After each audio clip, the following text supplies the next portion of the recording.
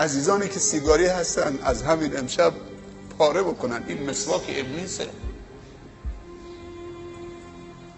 تو صف نماز میستی میگی بسم الله الرحمن الرحیم، نام پاک الله میارید، الرحمن میارید، الرحیم میارید، از وسط دود باید بلند بشه. ما الان تو همین محله خودمون جوانایی داریم تو NA که از سن 10 سالگی با ته سیگار باباشون معتاد شدن. الان ما جشن 20 سال پاکیشون میگیریم. بعد از این که شروع کردم به پاکی، خدا پذیرفتشون، نجاتشون داد و بعد خدا همسر خوبی بهشون داد. الان 2 تا بچه نورانی دارن ماشاءالله. خدا بهشون شغل داد، کار داد، روزی داد، آبرو و حیثیت داد.